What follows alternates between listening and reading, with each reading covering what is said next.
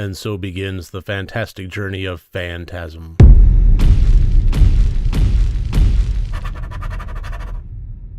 Hello and welcome to Rotted Review of the Day, and today I begin a journey anew.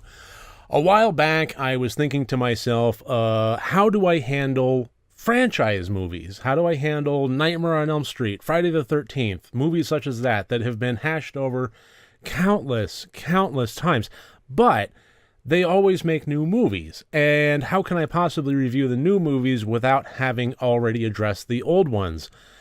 So rather than pepper them in throughout my normal review process, I figure maybe it's just best to pull the Band-Aid off, get them out of the way, tackle the franchise periodically, and just run through it until it's done. I already did that with the Puppet Master series, and now I'm doing it with Phantasm. So this is going to be a 5-movie series arc over the next 5 days where I tackle every movie in the Phantasm series, beginning with number 1, 1979's original Phantasm. Now, I will say, before I start any of these, that the only one of these that I have ever seen in my entire life was the original Phantasm, and that was many years ago. I have forgotten darn near all of it. I remembered something about spheres, but that was about it.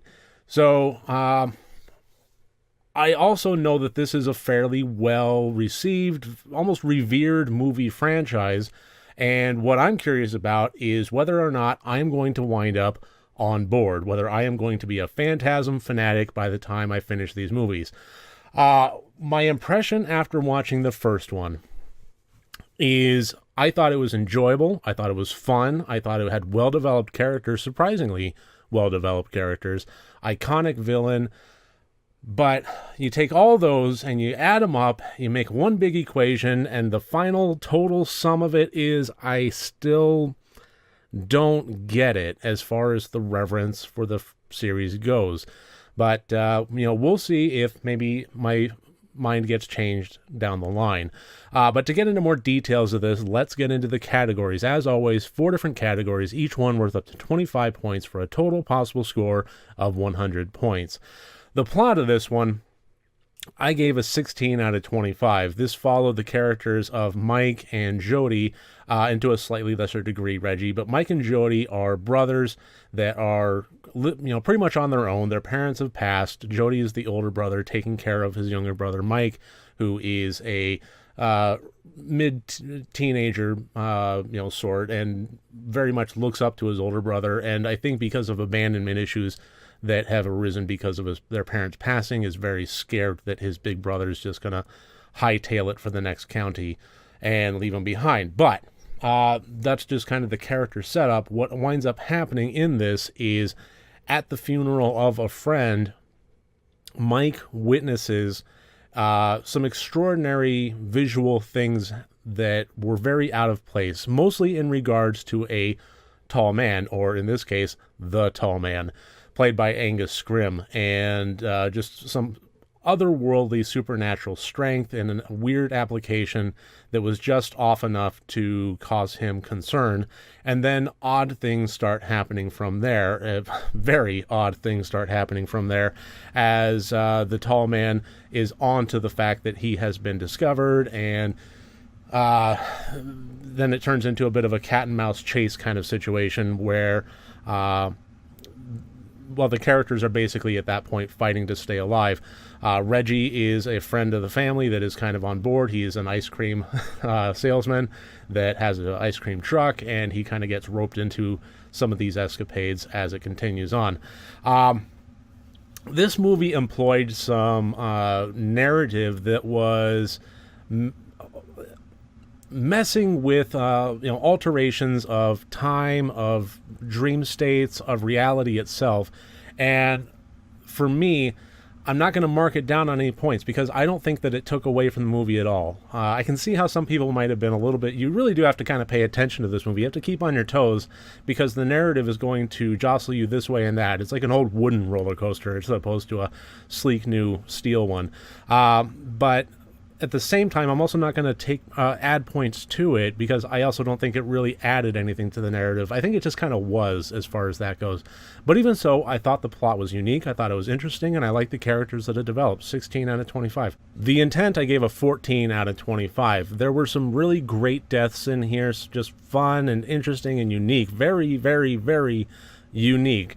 But I get the impression that Don Coscarelli, the director of this, who I adore, I love Bubba Hotep and other movies that he's done, I get the impression that they were going for more shocking and scary than I think wound up actually happening, for me at least. I just wasn't as shocked or as scared by any of it as I had the impression that they were going for. So as far as the intent of being a shocking, being a scary movie, I just feel like it really didn't quite get there. But it still was interesting, and I still did enjoy it. So it definitely is not going to wind up on the bad side of any intent. I gave it a 14 out of 25. I thought it was pretty average as far as that goes. The acting, I thought, was actually very, very good. I gave it an 18 out of 25. A. Michael Baldwin as Mike was very convincing. You could feel his pain and his conflict and his desperation to get somebody to believe him as things were going on.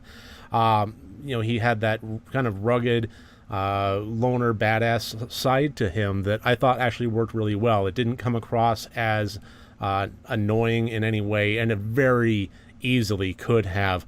Likewise, Bill Thornbury, playing the big brother of Jody, thought he did a very fantastic job of that too. And I really like one element. This isn't necessarily an acting thing, although I think that they pulled it off very well, of Jody being in Mike's corner throughout. He didn't need a whole lot of convincing. He saw one piece of evidence that Mike brought to him. He's like, I believe you. And that's it. Now what do we do from here?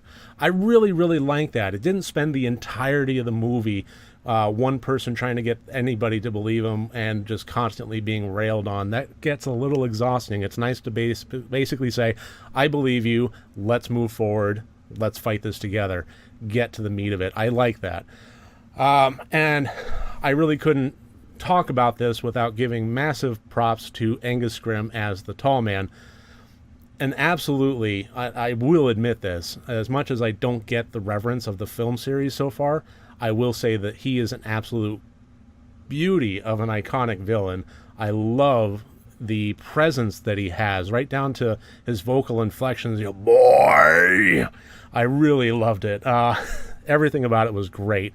The technical, I gave a 20 out of 25. Very decent physical effects, makeup, body horror.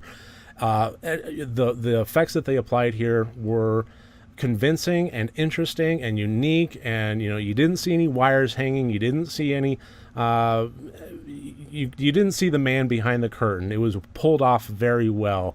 The camera work and the editing were also very good. I can't imagine that the editing had a very easy time with the way that reality was being manipulated. There would have to be constant on the toes editing going on there, but I thought they pulled it off very well.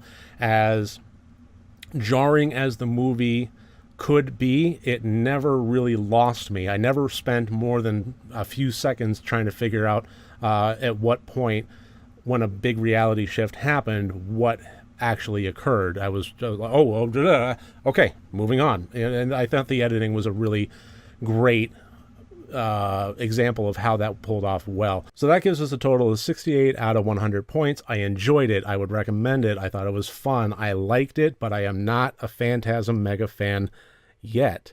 So we will see what the future holds. I really thank you for joining me here today. I look forward to seeing you tomorrow when I review Phantasm 2. And in the meantime, next time you want to watch a horror movie, first make sure that it's good and rotted.